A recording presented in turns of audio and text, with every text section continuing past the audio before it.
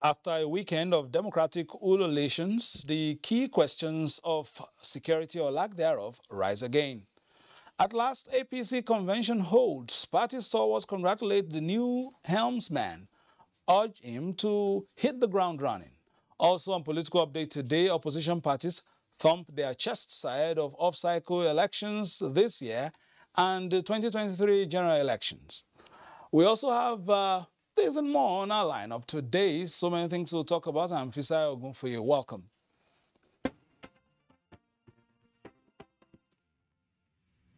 Reports reaching us indicates that evacuation of trapped train passengers has been concluded this morning by security forces, officials of the Kaduna State Emergency Management Agency, SEMA, and the Nigerian Red Cross.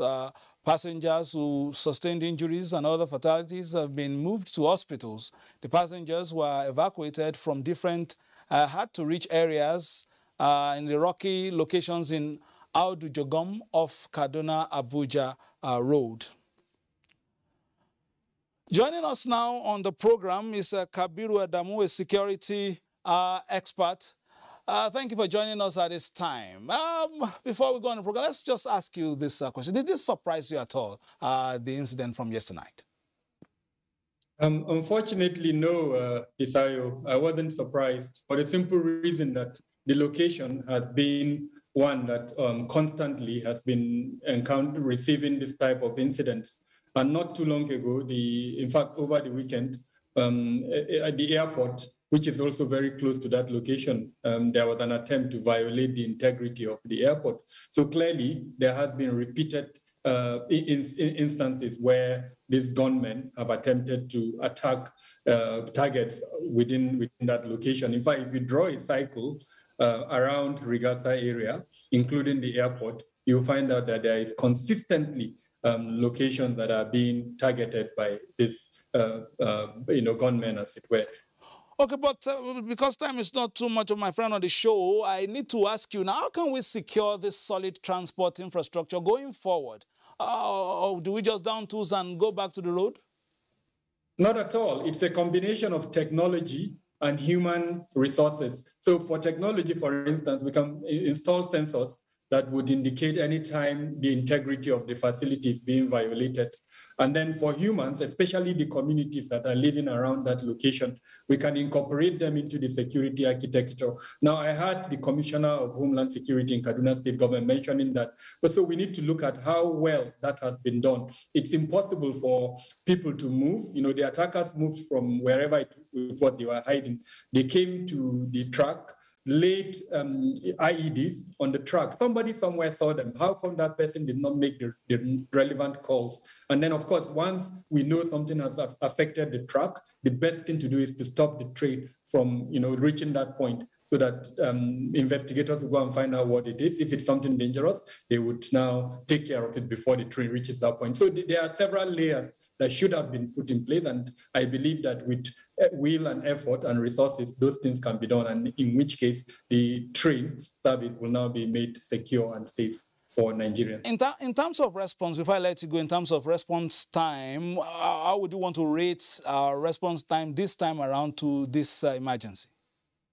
So response is usually divided into 4 layers of security, from the point where you prevent up to the point where the incident has actually happened. Now, unfortunately, we're left to only discuss after the incident has happened. And as a security practitioner, after the incident, unfortunately, is a failure. So we should probably put emphasis on before. Our response should be before. I mentioned that they came there, they were able to deploy the IEDs on and I'm assuming that's what they did on the truck. Now, our response should have been to detect that activity and prevent the train from reaching that point. That would be a pass mark. But if we wait for the incident to happen and then we respond, honestly, it's not good enough. Thank you very much for joining us, Kabura Adamu, is a security expert. That's not the end of the conversation. I'm sure that we'll still have you on in different programs to perhaps interrogate this and see how we can move forward, assured that we've left the worst of it behind us. Thank you very much. My pleasure, Vita. You have a good day. Yeah. Now, former governor of Nasarawa State, Senator Adamu Abdullahi, has taken oath of office as the third elected national chairman of the All Progressives Congress, APC. He was sworn in alongside 77 other officials of the party. Bear true allegiance to the All Progressives. Under the watchful eyes of the leader of the party, President Muhammadu Buhari, the founding fathers, the progressive governors, APC members of the National Assembly, and other top stakeholders in the governing party, the oath officially opened another chapter for a new leadership for the governing All Progressives Congress. The party's 5th National Convention gave thousands of delegates the opportunity to elect leaders through the ballot box, while a majority of the National Working Committee members, including the national chairman, emerged through a consensus. The new national chairman promised to operate an all-inclusive administration that will sustain the gains of the party and its government at all levels. He said the current administration is taking the lead in providing the long-awaited leadership for the good of the citizens, with focus on nation building. He noted that the Nigerian ideal should be a collective responsibility. And we will work hard to ensure that we fulfill your expectations. As politicians, we are not strangers to gains, losses, and disappointments. With the outcome of every political contest, let us show maturity and good sportsmanship. For almost 7 years now, APC administration at the federal, state, and local levels have been battling night and day in order to enhance the livelihood of Nigerians through various policies, programs, and projects. Chairman, APC National Convention Election Committee, Governor Muhammad Badaru of Jigawa State, attributed the success of the exercise to the collective will and determination of the leader of the party and all aspirants. Those that are following all through the night have seen all the announcements on whether consensus or results obtained out of the contest of the few offices that we have reason to contest. Adamu Abdullahi is the 5th helmsman of the APC and 3rd elected national chairman after John Odige Oyegun and Adams Oshiomhole. Political gladiators have continued to strategize and position themselves to clinch the flag of various political parties ahead of the Ekiti, Osun governorship polls and ultimately the 2023 general elections. This meeting is for me to consult you with aspiration. The chairman of PDP Governors Forum and governor of Sokoto State, Aminu Waziri Tambuwal, who is aspiring to flag the PDP ticket in the forthcoming presidential election, has further taken his consultative engagement to former Deputy Governors Forum of PDP Extraction and PDP Women. Governor Tambuwal believes that the country needs an experienced pan-Nigerian Democrat who has the capacity to provide local solutions to local problems. But we must all sheathe our sword and be talking about Nigeria. Speaker after speaker enjoined the PDP to jettison zoning arrangements, but rather look out for those that can deliver positive results. Meanwhile, Dr. Nwachukwu Anakwenze, a Nigerian in the diaspora from Anambra State, has informed the People's Democratic Party of his intention to join in the presidential race come 2023. He explained that his interaction with the party has kick-started his wider consultation with Nigerians. I'm pursuing to a united Nigeria that works well for all groups, that's free and fair for everybody. Away from the PDP, the Action Democratic Congress has reacted to its exclusion by INEC from the forthcoming Osun State governorship election. INEC said nominations of AA, ADC and ABGA will not be published for their failure to comply with the Commission's guidelines on political party operations 2018 or the Constitution of the Federal Republic of Nigeria 1999 as amended. They said ADC fielded a 33-year-old person as deputy governor. National Chairman Raf Okeunwosu enjoined party members to remain loyal to constituted authority while efforts are being intensified to resolve the issue.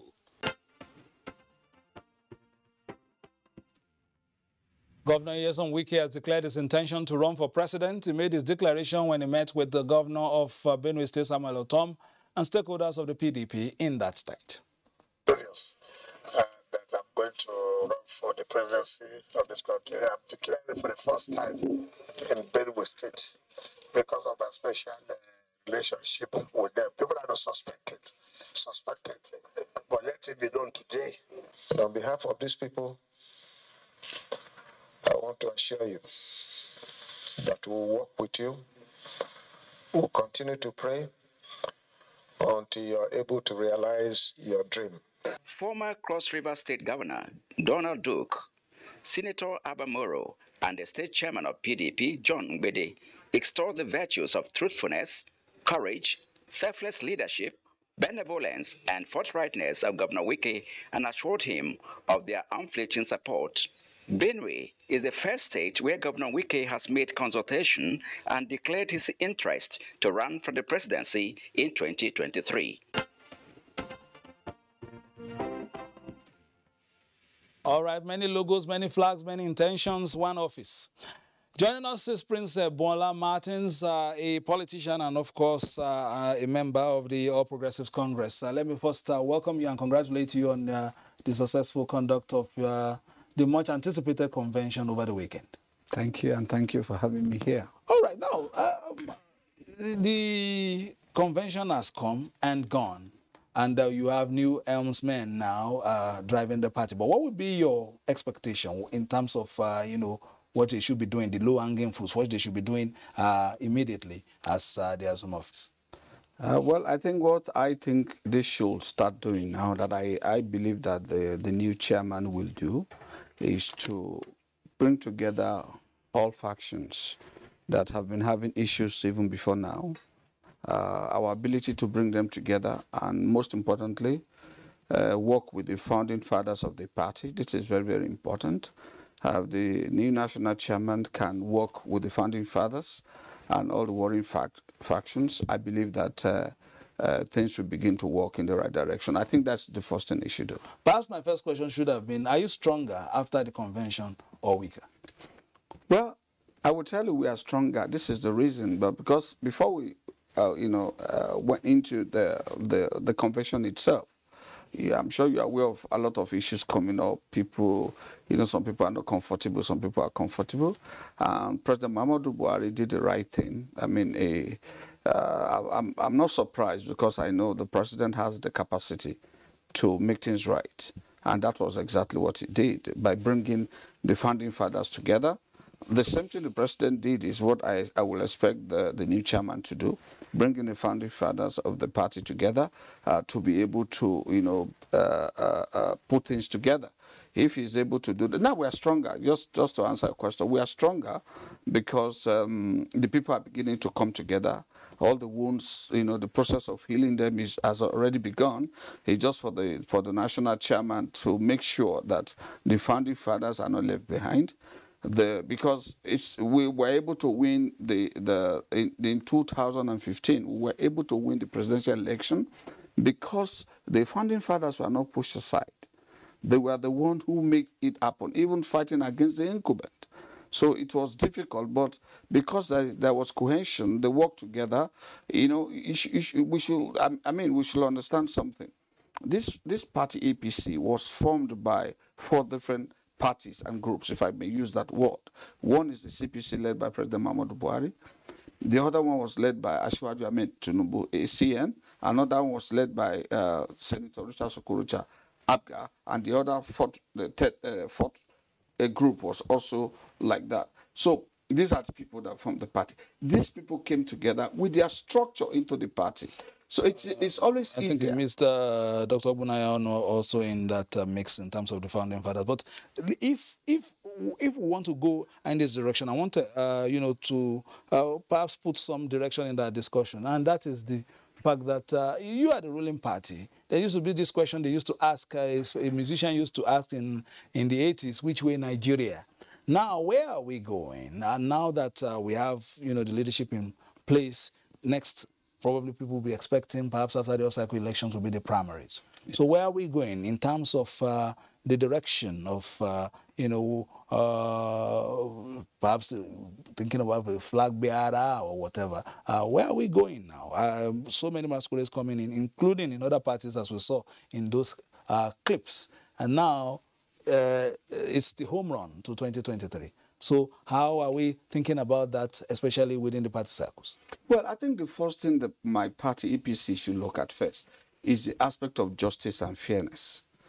If APC as a party can be able to look at that area of justice and fairness, I believe every other thing will follow. What do I mean by justice and fairness? Justice and fairness. I mean, this is very, very important. It's important in the sense that different regions and zones have been able to produce either president or vice president. And the only region that is remaining now is Southeast, to be very honest. You are vocal about, you've been doing a few things in the media, especially for Senator Roger Okorocha. Is that why you're leaning in that direction? Well, let me explain this to you. The reason why you see me talking about him, Senator Roger Okorocha, is simply because of what he has been able to do even before he got involved in politics. I know one of our biggest problems is that we don't have people who have compassion for the poor in governance. And I saw that compassion in him as somebody who have that compassion, who cannot go to bed when somebody is suffering, somebody has not eaten. I saw that in him. And that was one of the reasons why I think that if we have someone like him leading this country, I am very, very sure the poor will never cry. You are a Yoruba man. Yes, I am. Another Yoruba man also wants to be the president. You're not leaning towards perhaps cultural affinity. Well, I'm sure you are referring to my big brother, Senator Shiwaju, Bola Ahmed Tinubu, and maybe the vice president. These are good and great people. As our culture, as Yoruba man, we don't condemn ourselves. I would never do that. But one thing that I do know is that we've had our own share. Obasanjo was the president in 1999, he's a Yoruba man. In this 2019, Osinbajo was the vice president from Southwest. What have we considered, as the party even considered, the involvement of Southeast in the party? Okay, I see your point. Let me quickly, since you have gone in that direction. Now, Nigeria's former president, President Olusegun Obasanjo, has been commended by Vice President Yemi Osinbajo for devoting his time, resources, and prodigious energy to Africa's most important causes. The theme of the dialogue, rising to the challenge of consolidating democratic governance, is described by Vice President Yemi Osinbajo as timely, noting that the spate of extra-constitutional disruption of democratic governance, especially in the West African sub-region, should urgently be made a crucial matter to focus minds on. No matter how dire our circumstances may be, we now have concrete proof that resort to extra-constitutional regimes is not the way forward. However, for those of us that bear the mantle of democratic leadership today, these attacks on constitutional governance should be the subject of deeper reflection. People vote because their votes are the instruments with which they can alter their material circumstances for the better. Free and democratic elections by themselves are not enough, but to secure a democratic culture with active citizen participation, the Vice President says, stressing that the people must believe in it and own it. This is a moment of peril for democracy in our region because we are navigating a perfect storm of adverse circumstances The Coalition for Dialogue on Africa, chaired by former President Olusegun Obasanjo, said the dialogue was in furtherance to ongoing efforts by leaders across West Africa to contain threats to democracy in the West African region. All right, before I let you go, I may not be able to take the last two materials that we have, because I need you to answer this question. This is the home run for this administration. The APC came in and advertised itself to Nigerians, and the Nigerians wholeheartedly also, pushed them into government at the center based on what you promised. Now, 1 year to the end of this administration, and of course, this, the 8-year tenure, what would be your assessment based on the achievements of the current administration? Okay. Have you been able to convince the Nigerian voter for them to do it again? If you will permit me, before making that comment, just for the benefit of our viewers, for them to know exactly, the situation in Nigeria is not peculiar to Nigeria alone. As you know, we just even COVID has not settled down before this Ukrainian-Russia issue came up. So the situation we find ourselves is still the same situation that the Americans, Europeans, Asians, other countries find themselves. But one thing is very clear. President Muhammadu Buhari has done so well in the area of agriculture, extremely well, considering where we were coming from. Before now, almost everything we were eating is being imported. Now we have begun to produce our own rice. You see, the thing is that we have to start somewhere, somehow, before others can build on it. Before now, we weren't starting anything. That was the problem. Now, President Muhammadu Buhari has started something, and that you can see what Dr. Mahmoud, the Minister of Agriculture, is doing. He's doing so well. I mean, this is doing so well. So, and I know that if the people give us another mandate, we will do what we need to do. And that's one of the reasons why, like the question you asked me earlier, why you see me at times I talk of Rochas. And we also have others who can do it. But I think Rochas can build something out of nothing. You have still turned my question back to me, but I'll leave it that way. I'll leave it that way. And before I let you go, finally, this year, if we rewind to 4 years ago, it became a free for all. The wranglings in the press, what general rhetorics wasn't so good. We hit up the politics so much. I'm not saying we politicians hit up the politics so much. What are you saying to your colleagues out there in terms of the run-up to these elections, in terms of what you'll be saying in the press, so that the average Nigerian doesn't become agitated or just stay at home and not vote? Well, I think my advice is that every one of us should mind what we say. Whatever we say that is going to put fuel in the fire, we should avoid saying them. Nigeria is a great country with a very great potential. We have the capacity to do better than the United States of America if we're able to get the people who can build the economy. As you know, we have bitumen. We are not even, taking advantage of the bitumen.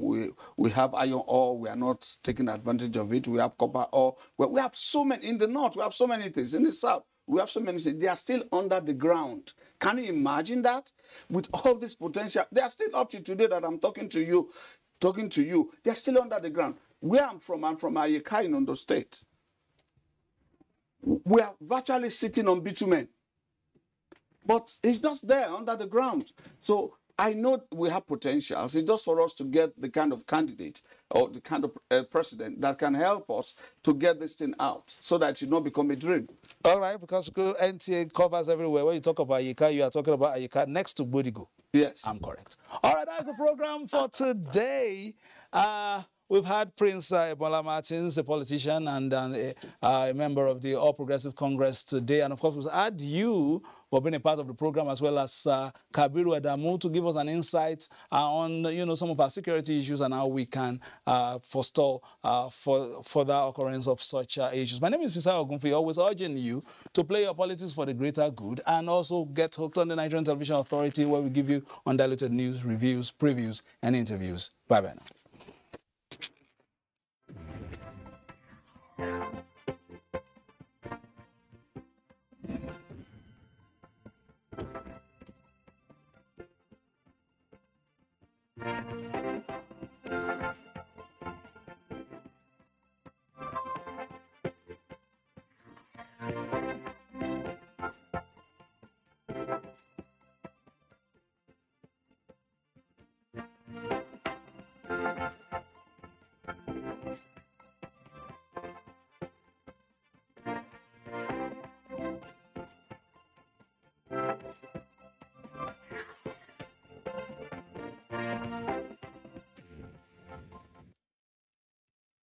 Ladies,